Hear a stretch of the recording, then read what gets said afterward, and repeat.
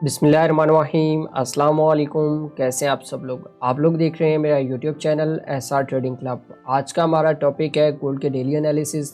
तो चलते हैं गोल्ड के एनालिसिस करते हैं और सबसे पहले देख लेते हैं कि ऐसी कौन कौन सी फंडामेंटल इंपॉर्टेंट न्यूज़ हैं जो मार्केट को बहुत ज़्यादा वॉलेटाइल कर सकती हैं। और सबसे इम्पॉर्टेंट बात कि आज हम टैरिफ को थोड़ा सा डिस्कस करें क्योंकि काफ़ी टाइम से मैंने आप लोगों के साथ वीडियो नहीं बनाया था।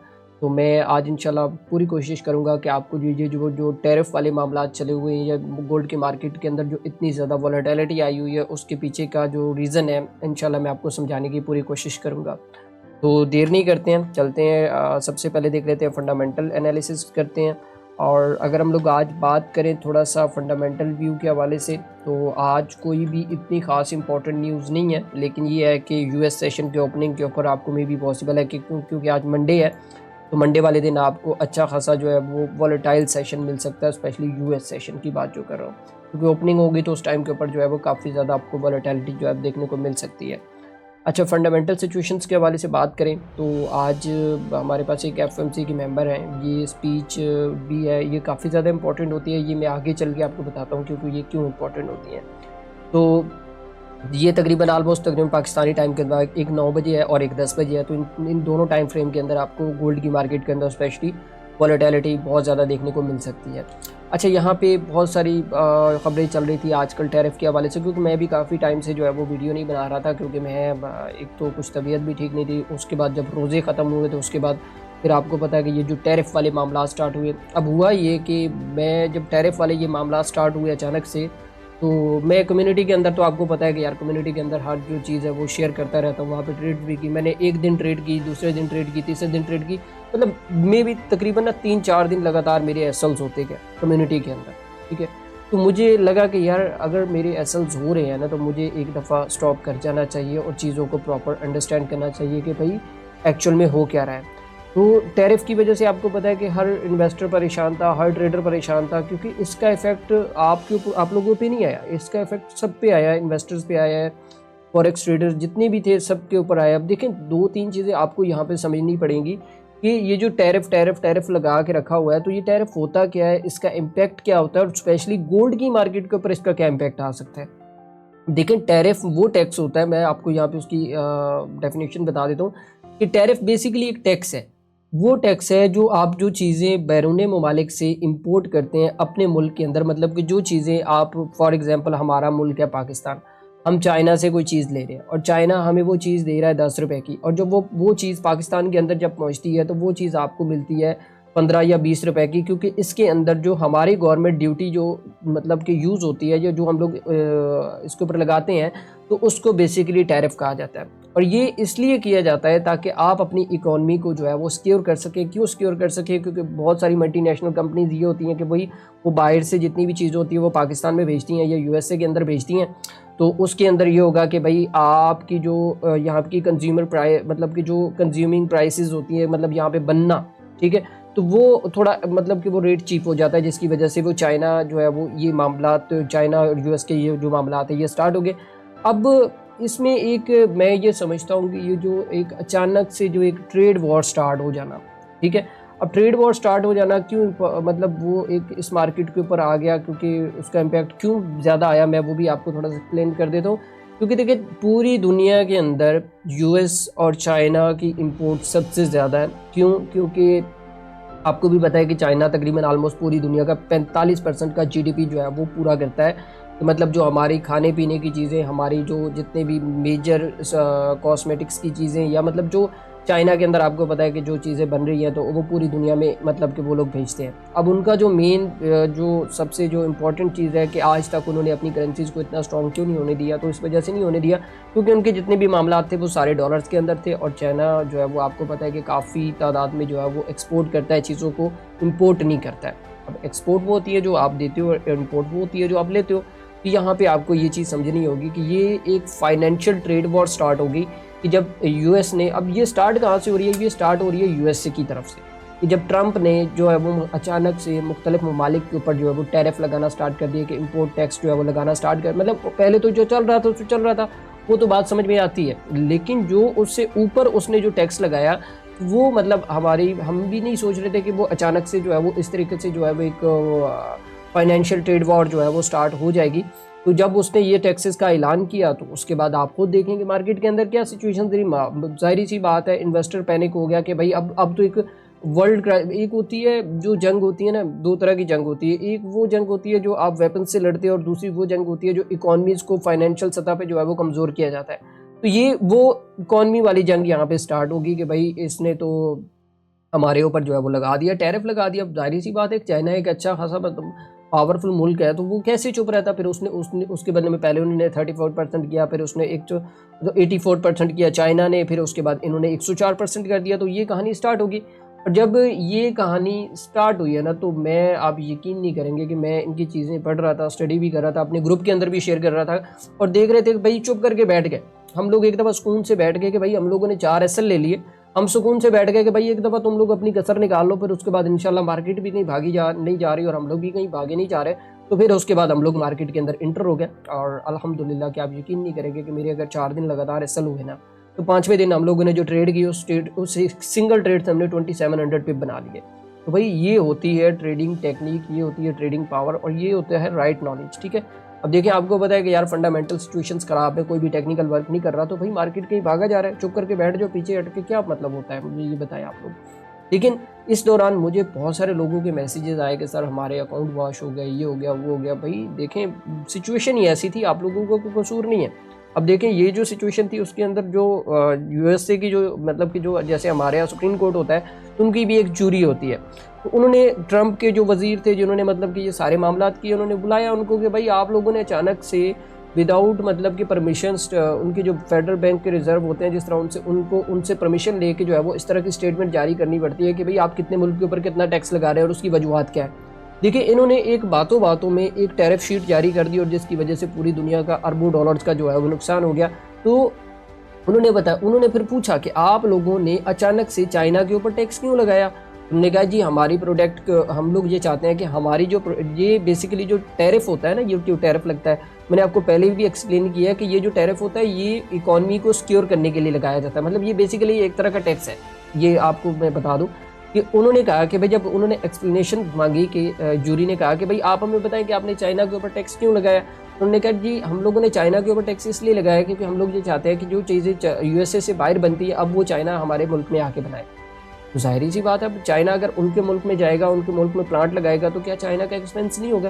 तो चाइना ने कहा नहीं जी हम लोग तो ये नहीं कर सकते। तो उसमें वो लोगों की एक ट्रेड वॉर की बहस स्टार्ट होगी, जिसकी वजह से ट्रंप ने कहा कि भाई मैं तो जो है वो चाहता हूँ कि मेरे मुल्क में सारी चीज़ें बने, और चाइना ने उस चीज़ को इनकार कर दिया। और आपको भी पता है कि यार दुनिया में सबसे ज़्यादा जो प्रोडक्ट यूज़ होती हैं जीडीपी के अंदर, या जो लोग हम लोग यूज़ करते हैं, तो वो चाइनीज़ प्रोडक्ट है। तो उन्होंने चाइनीज़ प्रोडक्ट के ऊपर जब टैरिफ लगाया, ये नहीं कि उन्होंने फिर ये किया कि पूरी दुनिया पे टैरिफ लगाना स्टार्ट कर दिया, जिसमें हमारा पाकिस्तान भी था, इंडिया भी था, उसमें हमारे पास दुबई भी था, मतलब सारी जो कंट्रीज़ थी उन्होंने टैक्स लगाया। तो उसमें फिर ये होगा कि पैनिक सिचुएशन क्रिएट होगी, तो जिसकी वजह से गोल्ड की मार्केट भी क्रैश, उसके बाद हम आपका नेस्डेक, यूएस के स्टॉक्स, ईच एंड एवरीथिंग, सारी मार्केट, इवन क्रिप्टो का तो बहुत बुरा हाल हुआ यार, सीरियसली मैं देख रहा था। बट ये था किस तरह की सिचुएशन कोविड के बाद मैंने अब देखी है, और मैं बिल्कुल चुप करके बैठ गया कि मैंने कहा ठीक है यार जो होता है होने दो, अभी फ़िलहाल स्टॉप करके बैठ जाओ। बट मैं कम्युनिटी के अंदर अपडेट दे रहा था कि भाई आप लोगों ने किस तरीके से ट्रेड करना है। तो मेरे ख्याल में आपको कहानी समझ आ गई होगी कि भाई क्या हो रहा है, क्या होने जा रहा है। अब ये जंग ना बहुत बड़ी मतलब आगे निकलने जा रही है। मैं आपको उसका थोड़ा सा एक और सिनेरियो भी बता देता हूँ कि स्पेशली गोल्ड के अंदर क्या होने वाला है। अब गोल्ड की अगर मैं बात करूँ ना, तो गोल्ड के अंदर ये होने वाला है कि अब देखें, आपको भी पता है कि यार यूएस की जो करेंसी है उसके ऊपर जो है वो रिस्क ऑन है, चाइनीज़ करेंसीज के ऊपर रिस्क ऑन है, पूरी दुनिया के ऊपर रिस्क ऑन खड़ा हुआ है, क्योंकि टैरिफ वाले मामला जब तक तय नहीं पाएंगे तब तक ये इसी तरीके से। अब इन्वेस्टर क्या करेगा, इन्वेस्टर अपना पैसा उठा के सेफ हेवन में डालेगा। अब सेफ हेवन में क्या है, सेफ हेवन में हमारे पास जो यूएस के जितने भी फेडरल रिजर्व होते हैं ना, मतलब जो रिजर्व करेंसीज होती हैं, तो उनको सेफ हेवन ही कहा जाता है, मतलब सेकंड ऑप्शन पे। तो सेफ हेवन में क्या है, हमारे पास गोल्ड है, उसके बाद ऑयल का भी बहुत बुरा हाल हुआ, क्योंकि जाहिर सी बात है जब सऊदीया के साथ उन्होंने वो ओपेक की डील को जो है वो छेड़खानी की है। तो पॉलिसीज़ में मैं हमेशा एक चीज़ कहता हूँ कि मैं आपको यहाँ पे एक चीज़ दिखाता हूँ। तो अगर आप देखें ना, पूरी दुनिया के अंदर 5 बड़ी फॉरेक्स की न्यूज़ेज़ होती हैं। एक होती जो सबसे जो मेजर चीज़ होती है ना, वो होती है सेंट्रल बैंक्स की मीटिंग एंड मॉनेटरी पॉलिसीज़ होती हैं। ठीक है, अब मैं ये आपको क्यों बता रहा हूँ, क्योंकि सेंट्रल बैंक्स और मॉनेटरी पॉलिसी में ये होगा कि भाई इसके अंदर अगर आप छेड़खानी करोगे ना, तो मार्केट आपको हाई वॉलेटाइल मिलेगी। और इन्होंने इसी के अंदर जो है वो छेड़खानी की है, मतलब कि वो सेंट्रल बैंक की पॉलिसीज़ को भी तब्दील करने की कोशिश की है। और उसके बाद आप यकीन नहीं करेंगे कि भाई इन्होंने जो टैरिफ वाला मामला स्टार्ट किया, क्योंकि ये बेसिकली ये चीज़ होती है, ये बैंक ने डिसाइड करनी होती है, यूज ने डिसाइड करनी होती है, ये पॉलिटिशियंस का काम नहीं है, ठीक है। ये वो इदारे डिसाइड करते हैं जो मतलब कि मतलब इनके साथ डील कर रहे हैं या अपने मुल्क की इकॉनमी को चला रहे होते हैं, तो वो इदारे इनके साथ डील कर लेते हैं। लेकिन इस छोटी सी एक स्टेटमेंट की वजह से इन्होंने पूरी मार्केट का बहुत बुरा हाल किया और वो आपको देखने को मिला। अभी पूरा इन्वेस्टर में भी पॉसिबल है कि गोल्ड की प्राइसेस आपको 3300 तक भी मतलब कि देखने को मिल सकती है इन फ्यूचर कुछ वीक के अंदर, क्योंकि मेरी जो पहली प्रेडिक्शंस थी मैंने आप लोगों को बताया था कि गोल्ड की प्राइसेस ऑलमोस्ट 3000 तक जा सकती हैं, तो वो अल्हम्दुलिल्लाह बड़ी अच्छे से मतलब उन्होंने 3 मंथ के अंदर जो है वो हिट किया और एक अच्छा हैंडसम रिवॉर्ड भी हम लोगों ने उससे हासिल किया। बाकी देख लेते हैं टेक्निकल पॉइंट के हवाले से। बाकी आपको वीडियोस बाकायदा अब मिलना स्टार्ट हो जाएंगी और उसके लिए मैं माजरत चाहता हूँ, क्योंकि मुझे खुद मार्केट की समझ नहीं आ रही थी कि मार्केट में एक्चुअल में हो क्या रहा है, तो मैं आप लोगों को क्या बताता। क्योंकि सीधी सी बात करो भाई, अगले को बात करो भाई, अभी मार्केट के हालात ठीक नहीं है, चुप करके बैठ जाओ, ठीक है। अच्छा, अगर बात करें आज गोल्ड के हवाले से, टेक्निकल पॉइंट के हवाले से बात कर लेते हैं और डिस्कस करते हैं। मैं डेली से स्टार्ट कर लेता हूँ ताकि आप लोगों को चीज़ें जो है वो समझना आ जाए। क्योंकि एक चीज़ अगर आप लोग देखें ना डेली के अंदर, तो यहाँ से स्टार्ट कर लेते हैं कि यहाँ पे इस एरिया में गोल्ड की प्राइसेस ने अच्छी खासी रेंज की और रेंज करने के बाद अगर आप देखें तो ये मोमेंटम कैंडल के साथ ब्रेकआउट हुआ और ब्रेकआउट के बाद ये मार्केट ऊपर जा रही थी। अब यहाँ पे मैं आपको बता दूं कि ये जो टैरिफ का ड्रॉप आया, मैंने कम्युनिटी के अंदर सारा कुछ मतलब एक्सप्लेन करके बताया कि ये जो ड्रॉप आया ना, तो मैंने यहाँ पे लिखा हुआ था कि भाई पहले दिन तो भाई उसने अच्छा खासा जो है वो सेलर्स को रगड़ा, हमें अंदाज़ा होगा कि भाई मार्केट के अंदर कुछ नया मतलब हो रहा है अभी भी। तो टैरिफ वाली न्यूज़ आई तो उसके बाद ये ड्रॉप आपको देखने को मिला, ये वाला ड्रॉप। अब उसके बाद अचानक से जो है वो तकरीबन 2 दिन बाद, 2 से 3 दिन के बाद ना उन्होंने कहा कि भाई हम अपना जो टैरिफ है वो 3 मंथ के लिए जो है वो स्टॉप कर रहे हैं, आगे फर्दर हम लोग देखेंगे कि लेकिन चाइना के ऊपर वो लागू रहेगा, ठीक है। मतलब रिस्क ऑन है, रिस्क ऑफ नहीं हुआ है। लेकिन उसके बाद इन्वेस्टर्स को ये समझ आ गया कि भाई अब यहाँ से जो है वो बाइंग स्टार्ट होने वाली है। तो अल्हम्दुलिल्लाह कि मैंने अपने जो कम्युनिटी है उसके अंदर भी जब से बाइंग स्टार्ट हुई है तो उसके अंदर मैंने बाई भी करवाया था और यहाँ से हम लोगों ने बाई किया। और अल्हम्दुलिल्लाह कि अगर हमारे 4 एसएल यहाँ पे हुए तो हम लोगों ने यहाँ से 8 एसएल्स के बराबर का प्रॉफिट भी लिया है। यहाँ से ये पूरा का पूरा मूव हम लोगों ने उठाया है। तकरीबन 2700 का ये मूव था और अभी तक हमारी जो होल्डिंग्स हैं वो पड़ी हुई है इसके अंदर। हमारी होल्डिंग 3300 तक इसके अंदर अभी तक भी बरकरार है, ठीक है। अभी क्या हो सकता है डेली के चार्ट के अंदर, मैं आपको वो भी बता देता हूँ कि देखें यहाँ पे एक ये वाला जो सिनेरियो हुआ और उसके बाद ये ब्रेकआउट हुआ। अब ये प्रीवियसली जो हाई था ना वो हमारे पास ये था। अब उसका एक चीज़ तो कंफर्म है कि गोल्ड की मार्केट ने यहाँ पे किया कि कैंडल ऊपर क्लोज कर दी और ऊपर क्लोज करने के बाद ब्रेकआउट भी हो गया। अब हमें ये कंफर्म हो गया कि भाई ब्रेकआउट हो गया। अब हमें क्या करना है, हमें यहाँ तक के लिए वेट करना है, तकरीबन 3060 के लिए जो 3160 के लिए सॉरी वेट करना है। और यहाँ से देखना है कि हमें अगर मजीद बाइंग मिलती है ना, हम बाई वाली साइड पे रहेंगे, हम सेल साइड पे नहीं रहेंगे।